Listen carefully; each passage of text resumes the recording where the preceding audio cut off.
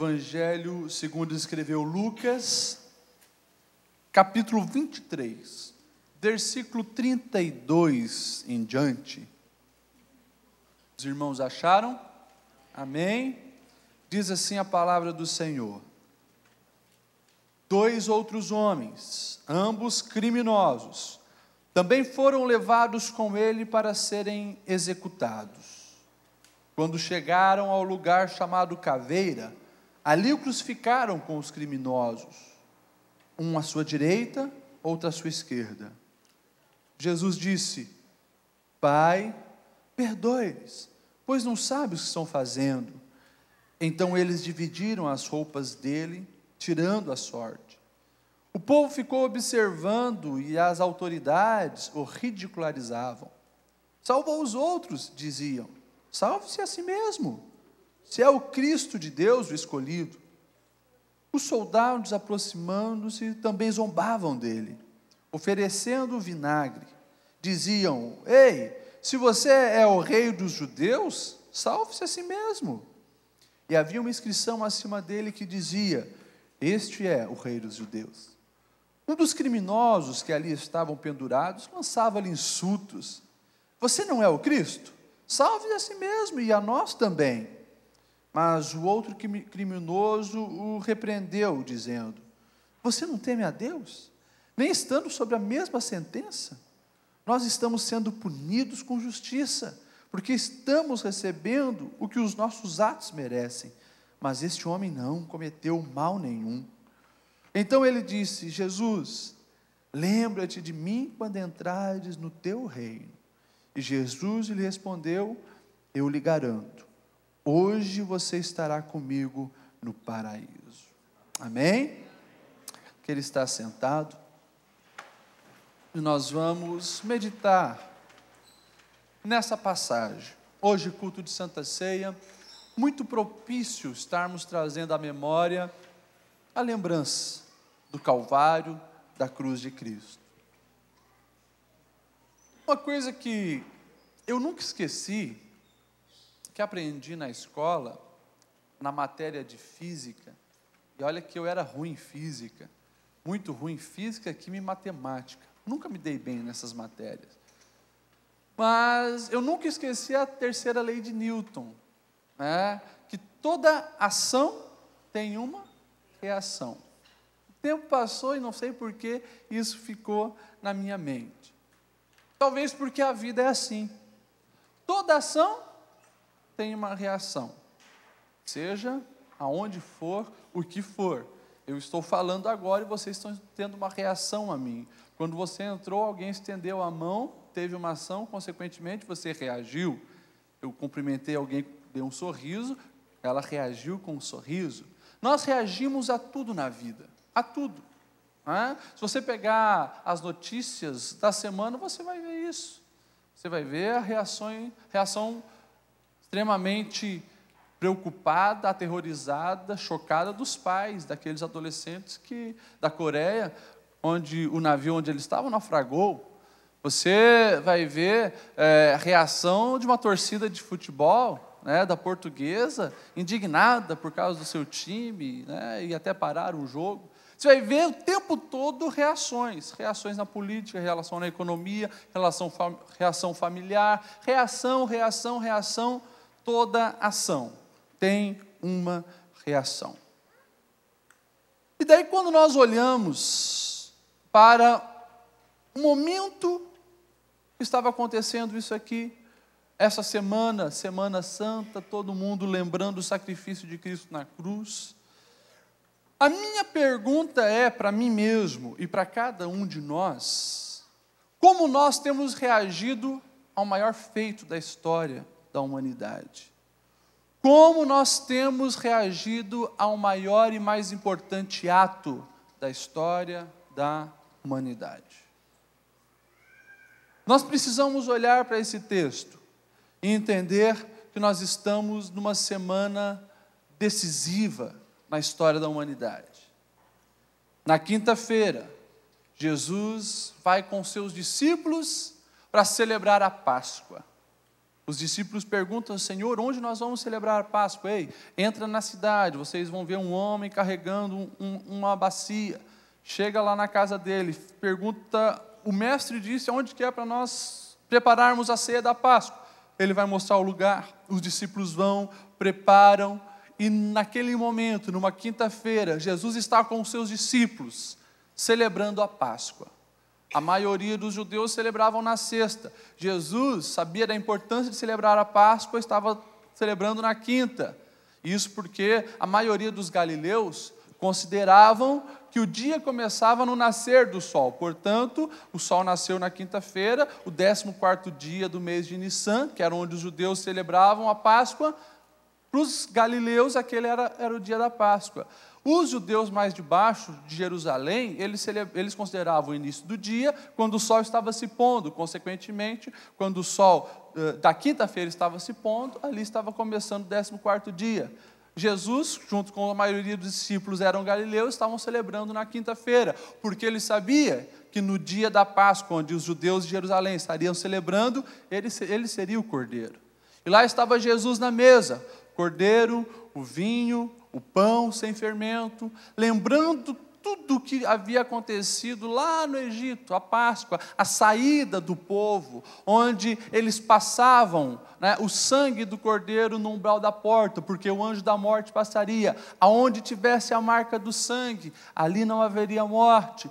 E essa foi a última praga. A partir disso, o faraó liberta o povo do Egito. Então os judeus, desde lá, celebravam a Páscoa como se fosse a maior festa. E Jesus estava na quinta-feira celebrando com os discípulos a Páscoa. Naquela noite, eles saem daquele local de ceia, de celebração, cantam um hino. E no jardim do Getsêmani, onde Jesus foi orar, porque a sua alma começava a se angustiar, ele sabia o que estaria passando ali na frente. Jesus com os discípulos vão orar. Na verdade, Jesus vai orar, os discípulos não conseguem, dormem. E algumas vezes Jesus tem que vir, Pedro, Tiago, João, por favor, vigiem comigo, minha alma está aflita. Ali Jesus sabia que aconteceria algo único na história. Um ser eterno como ele era, um Deus triuno. Jesus, sempre em ligação com o Pai, sempre em ligação com o Espírito, sabia que logo ele passaria por uma separação do Pai. O pecado da humanidade estaria sobre ele.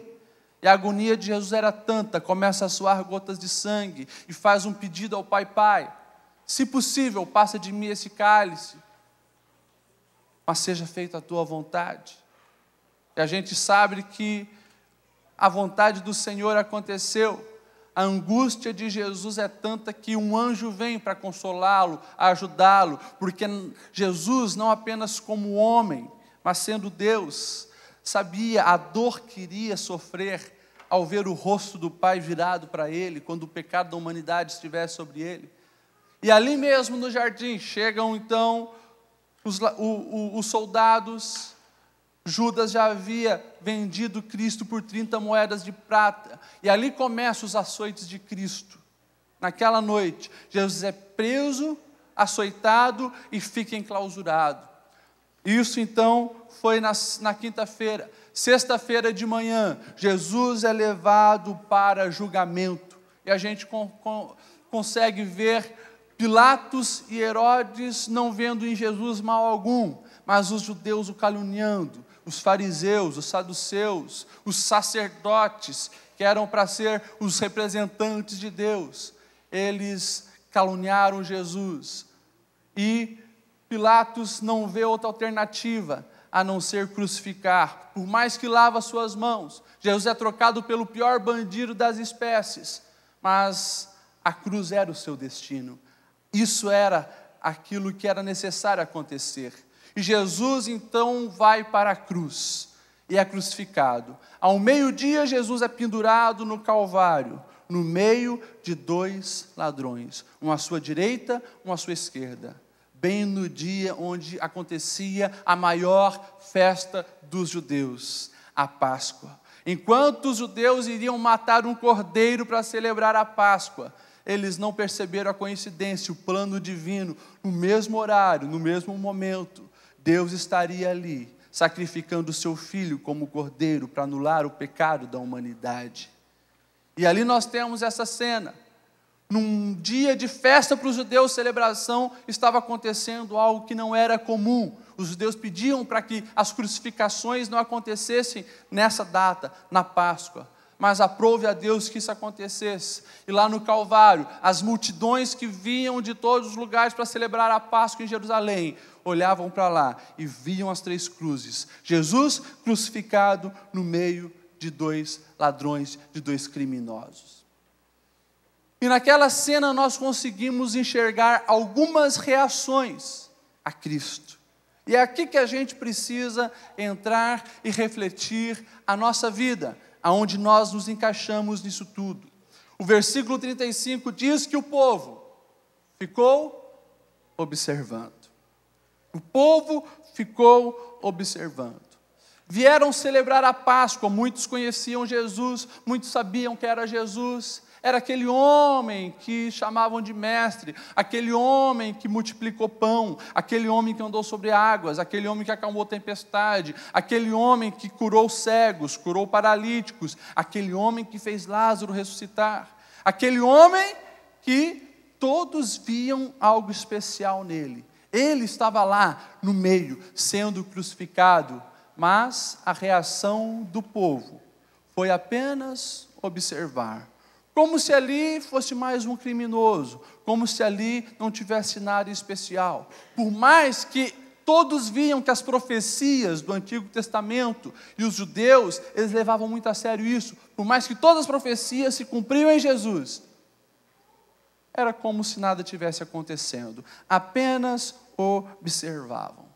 Chegavam diante da cruz e faziam aquela famosa cara de paisagem, como se nada importasse, nada interessasse. Vivemos em tempos onde muitos se encaixam nisso aqui. Muitos são apenas os observadores. Suas preocupações estão mais na correria do dia a dia, estão mais em preparar as coisas do dia a dia, estão mais preocupadas em ver se o cordeiro vai ser morto certinho para a ceia, estão mais preocupados em ver se a mesa está organizada, estão mais preocupados para ver se tem fermento no pão, do que o maior ato da humanidade acontecendo ali. Eles estavam apenas de longe observando como se fosse mais uma crucificação. Nós vivemos em tempo onde as pessoas têm mais se importado com o futebol do que com a cruz de Cristo. Observam de longe a cruz de Cristo. Nós vivemos em tempo onde as pessoas estão mais preocupadas com o resultado final da novela, quem vai trair quem é o vilão, quem não é, do que com a cruz de Cristo. Nós vivemos em tempo onde uma geração está mais preocupada qual o próximo iPhone que vai surgir, as novidades que ele vai trazer, do que com a cruz de Cristo. Observadores apáticos que estão a longe, coração frio, e não estão entendendo o significado de tudo aquilo que está acontecendo. Depois nós temos ali os ridicularizadores, aqueles que zombam. Versículo 35 e 36 diz que as autoridades o ridicularizavam. Salvou os outros, diziam, salve-se a si mesmo. Os soldados também o ridicularizavam. Salvou os outros, você não é o rei dos judeus? Salve a si mesmo. Talvez em nenhum outro momento da história, por mais que sempre foi zombado, esnobado, está aqui, mas não sei se houve um tempo onde o cristianismo tem sido tão ridicularizado como nos dias de hoje. São videozinhos na internet que mostram cegos guiando outros cegos. Pessoas que fazem de coisas sagradas uma mercadoria profana. Pessoas que pegam a beleza do plano da salvação de Cristo e jogam numa lata de lixo. Um certo grupo chamado Portas do Fundo tem feito muito sucesso na internet, com videozinhos profanos, ridicularizando Cristo, o seu sacrifício, o seu nascimento virginal. Pessoas que estão cegas, pessoas que estão condenadas, pessoas que estão no alvo da ira do Senhor e não entendem que ali está a oportunidade de sair do inferno, de sair da ira de Deus, mas não conseguem entender isso. Pessoas que acham que Deus é amor e se esquece que Deus é justiça. pessoas que pensam que nós fomos salvos por Deus, consequentemente, Ele nos ama e morreu para nos salvar, mas se esquece que nós somos salvos dEle também, somos salvos por Ele e somos salvos dEle. Ou você não conhece a mensagem do Evangelho que diz bem claro que nós não somos salvos do diabo, nós somos salvos da ira de Deus, nós somos salvos por Deus e de Deus, da ira de Deus, para que a ira de Deus não caia sobre nós. Mas tem gente que não faz nem ideia disso e ridiculariza a mensagem da cruz, ridiculariza a mensagem do Evangelho, como se fosse mais uma historinha da carochinha contada por aí. Nós temos de um lado um criminoso e do outro lado outro criminoso. Um dos criminosos, ele também zomba de Cristo. Mateus vai dizer que no início os dois zombavam de Cristo, mas chegou um momento que um mudou a sua atitude, mudou o seu comportamento. Mas aquele criminoso que continuou zombando, o zombador, ele mostra que segue a multidão, porque é mais fácil seguir a multidão. Estavam todos ali olhando para a cruz, zombando de Cristo e dizendo: ei, você não salvou todo mundo, salva você mesmo. E a gente vê que o discurso deste é o mesmo. Ele olha para Jesus e diz: ei, tu não é aí o rei dos judeus, não salvou a muitos? Sai da cruz, sai daí. E claro, sai, livra a mim também, né? Sai você e ajuda nós dois aqui a sair da cruz. Alguém que mostra não apenas falta de fé, que não apenas segue a multidão, mas alguém totalmente egoísta. Ele não estava preocupado com a vida no porvir, ele estava muito preocupado com o momento que estava vivendo. Ele estava preocupado com as dores que estava sofrendo. E claro, não eram poucas dores, mas ele queria sair da cruz. Esse era o objetivo dele, sair da cruz. Foco totalmente egoísta. Isso revela pessoas que, muito parecido com esse homem aqui, estão muito presas ao mundo. E tudo que eles veem nessa vida não faz nem ideia do inferno que está na outra vida, esperando aqueles que não estão em Cristo Jesus. Eu disse inferno, porque isso é real. E a gente muitas vezes tem esquecido do inferno. A mensagem do Evangelho, e Jesus falou muito sobre isso, sobre a existência do inferno. E muitas vezes nós estamos como esse ladrão, muitos estão com o pé na cova, como dizem. Muitos estão na cruz, numa situação como esse homem estava, pertinho da morte, mas o seu foco ainda está nessa vida. O seu foco está apenas em sair da cruz, enquanto ele devia estar preocupado para onde iria a alma dele, para onde iria a vida dele. Nós precisamos resgatar isso, que a nossa vida terrena ela é muito passageira, ela é um grãozinho de areia na eternidade. A eternidade está para vir. E para onde nós iremos? Este homem não estava preocupado com isso. Ele olha para Jesus e não consegue ver nada. Ver Jesus apenas como um bandido qualquer que deve estar pagando alguma pena ali. Mas ele brinca, né? Se tu és, ou seja, se tu, ele já está mostrando que não tem fé nenhuma em Jesus. Estava apenas preocupado com ele.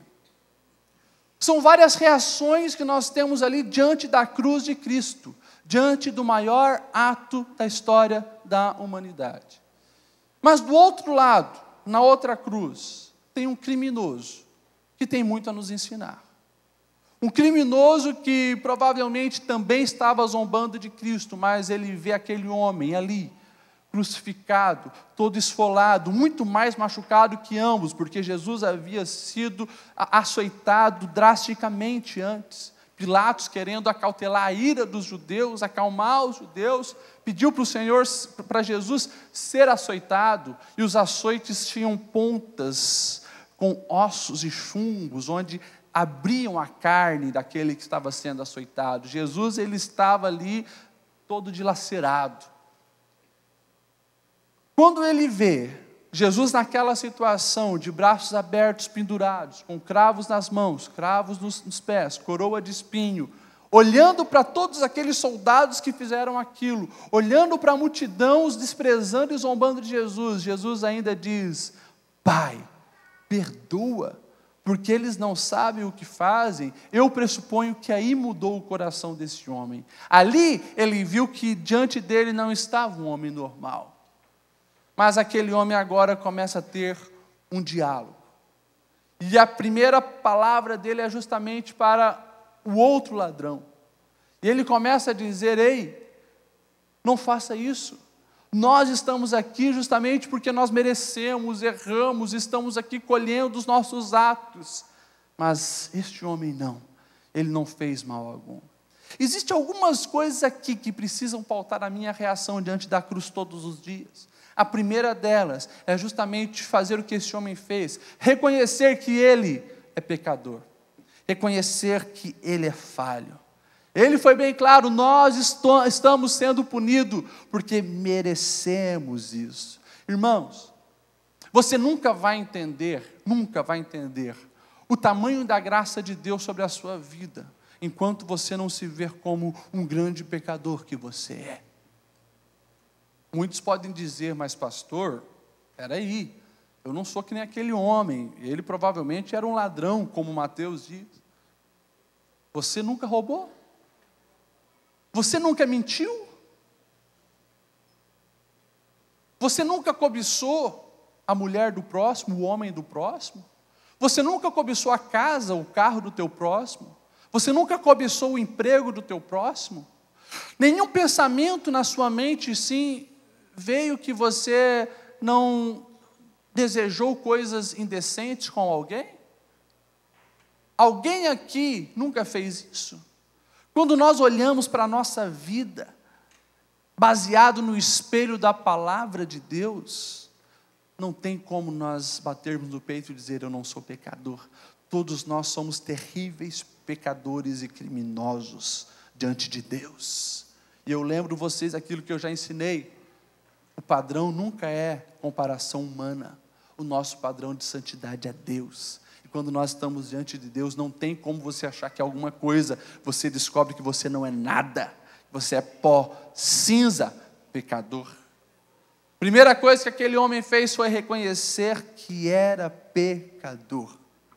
Paulo, no capítulo 3 de Romanos, que talvez seja um dos capítulos mais importantes da Bíblia, ele deixa bem claro isso: porque todos pecaram e carecem da glória de Deus. Nós estamos separados porque somos pecadores. Enquanto não tivermos em Cristo, não há conexão com Deus. Somos pecadores.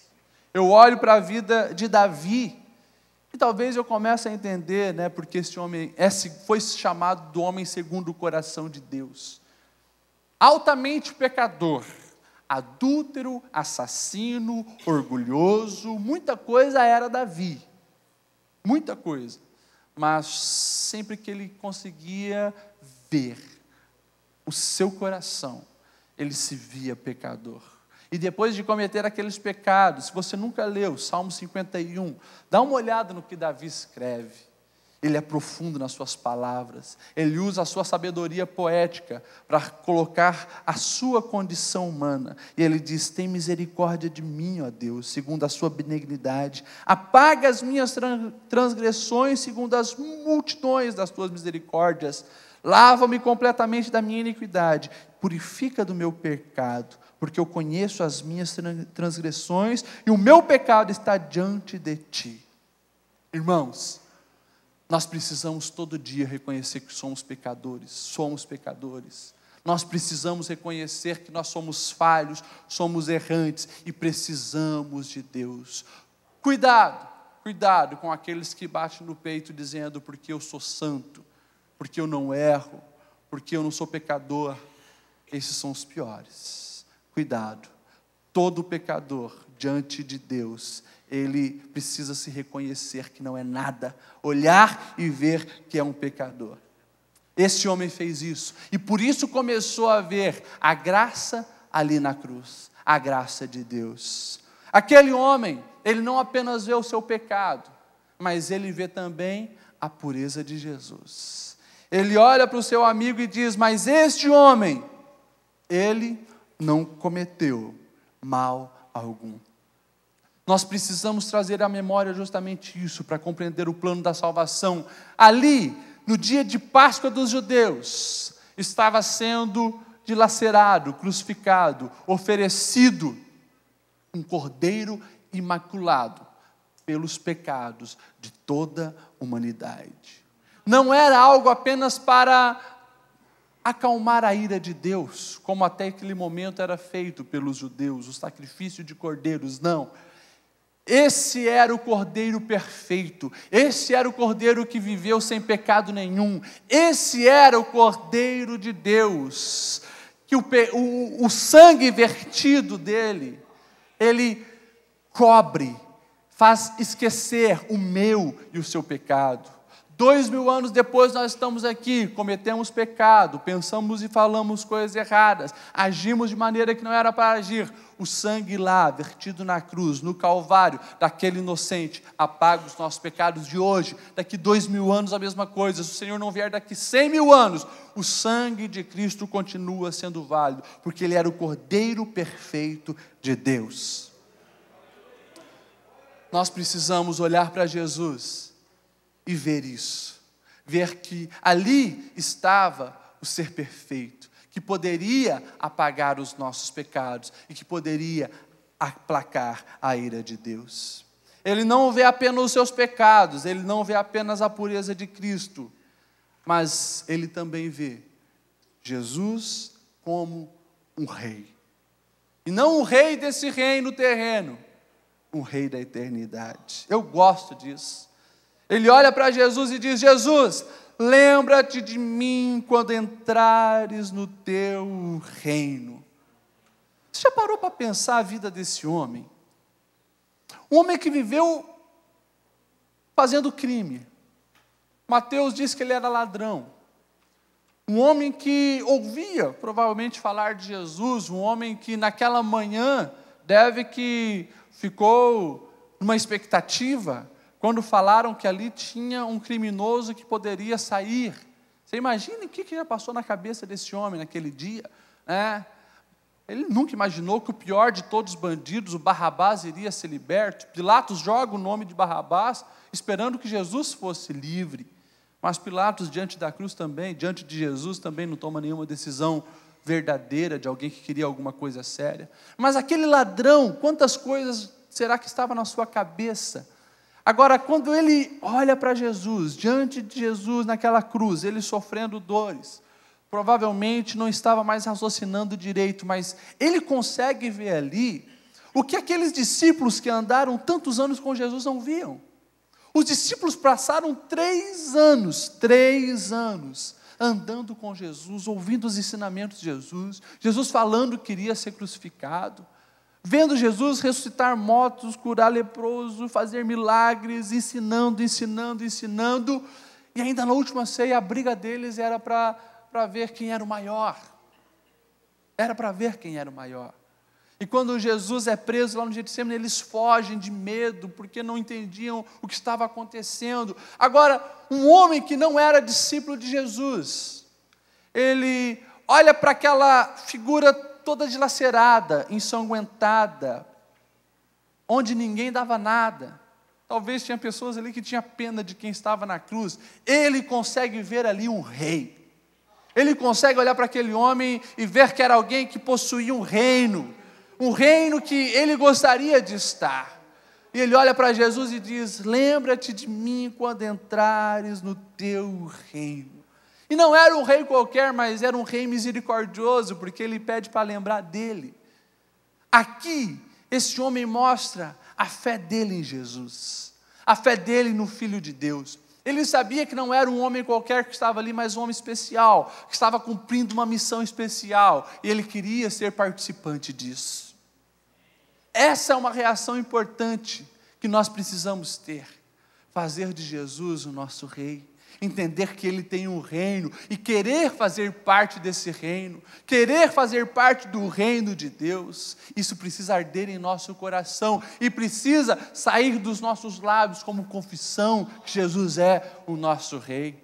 E eu gosto também dele porque ele não vê a vida apenas terrena, mas ele não faz o pedido que o outro fez: ô Jesus, sai daí, tira eu também. Não, lembra-te de mim quando entrares no teu reino. Ou seja, eu sei que tu está indo para casa, eu sei que tu está indo para o teu reino, me leva junto, lembra-te de mim, eu quero estar lá.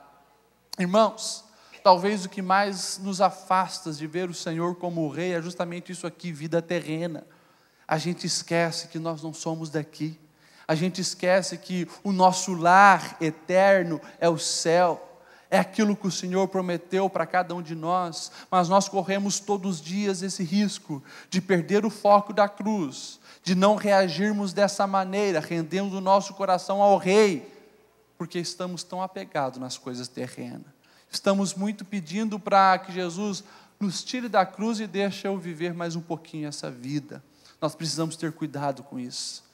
Porque o que precisa alimentar a nossa esperança é a esperança da glória, é a vida no porvir, é saber que nós participamos de um reino muito maior, o reino de Deus, o reino eterno, aquilo que Ele preparou para cada um de nós. Essa precisa ser a nossa reação diante da cruz. O meu convite para você hoje é que você venha aprender com esse criminoso. Diante de tantas reações que teve ao redor daquela cruz, e poderia falar mais, na reação do soldado, na reação das mulheres, na reação dos discípulos, eu foco a reação desse homem. Um homem que viu ali na cruz um rei não de um reino terreno, mas de um reino eterno.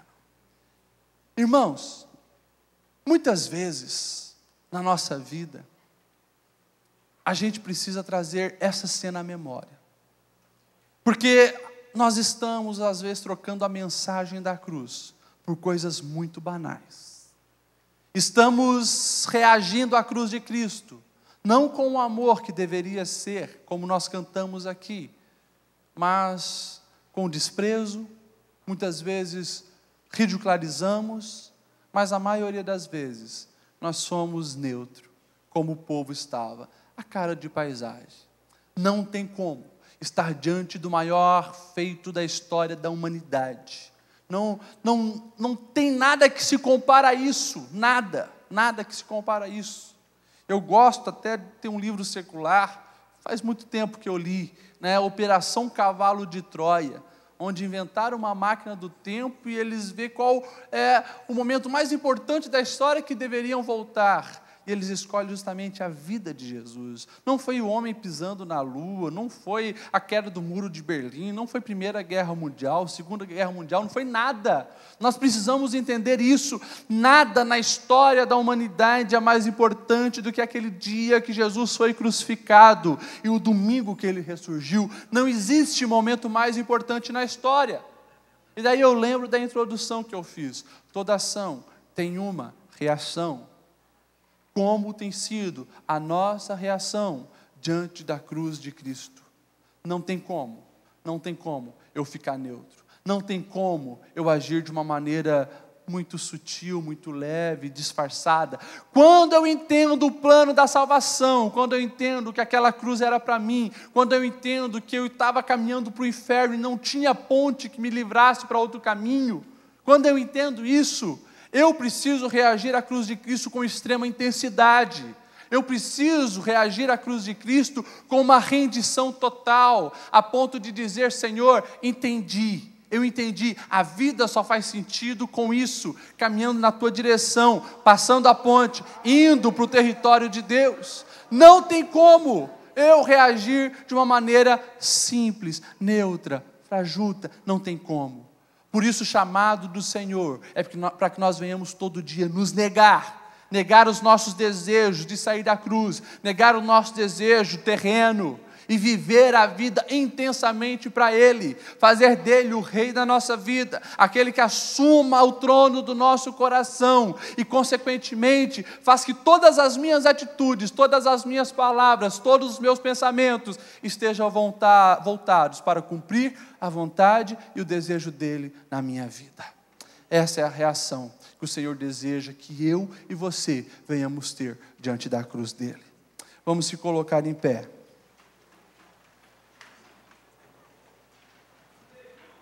Eu convido você, mais uma vez, a abrir mão de tudo, se for preciso, para abraçar essa cruz. Aquele homem que estava ali morrendo, ele vê em Jesus um rei, ele não pede a oportunidade. E como é glorioso a resposta de Jesus para ele. hoje mesmo, estarás comigo no paraíso. Aquele homem, ele teve uma oportunidade que poucos tiveram, ele teve a certeza de estar morando no céu. Se ele descesse da cruz, eu creio que ele seria um discípulo que daria a sua vida por Cristo, mas viveria naquilo que nós vivemos, uma vida militante, uma vida para guardarmos a fé. Todo dia tem situações, tem ocasiões, tem pessoas querendo roubar a nossa fé. Mas que você venha amar a cruz de Cristo, a ponto de agarrá-la e viver por ela. Por favor, não esqueça que nada mais na história da humanidade possa acontecer que seja maior do que aquele evento, a cruz de Cristo. Nós somos privilegiados por nascermos no ano de 90 e alguma coisa, ou 2000, porque nós sabemos que lá, 2000 anos atrás, aconteceu isso. E nós temos um caminho para seguir de salvação em Jesus. Viva isso intensamente, faça isso todos os dias da sua vida, e assim você vai viver plenamente. Isso é vida plena oferecida pelo Senhor. Vamos orar? Feche os seus olhos. Deus, obrigado pela Tua palavra. Obrigado, Senhor, pelo Teu sacrifício na cruz em nosso lugar. Obrigado, Senhor, por desviar a ira de Deus sobre nós. Obrigado, Senhor, por ter ido para a cruz e morrido em nosso lugar, nos tirado do inferno para onde estavas caminhando, Senhor. Obrigado. Agora nós pedimos que o Teu Espírito Santo esteja moldando o nosso coração, convencendo a nossa mente, nos orientando a reagir de uma maneira, Senhor, como esse criminoso reagiu, reconhecendo que nós não somos nada, pecadores, falhos, errantes, mas desejosos de Te fazer o nosso Rei. Ah, Jesus, nós queremos que Tu seja o nosso Rei. A nossa reação diante da Tua cruz, diante de Ti é essa: que Tu venha assumir o controle da nossa vida, que Tu venha fazer morada em nossas vidas todos os dias, que Tu venha perdoar os nossos pecados, endireitar os nossos caminhos e nos levar à salvação. Oh Jesus, toma nossa vida, nós nos rendemos a Ti, nos ajoelhamos diante de Ti, afirmando que queremos ser Teu, viver para Ti, queremos negar a nós mesmos e caminharmos contigo até o fim, até o fim. Essa é a nossa oração. Ouça-nos, Senhor, ouça-nos. Amém.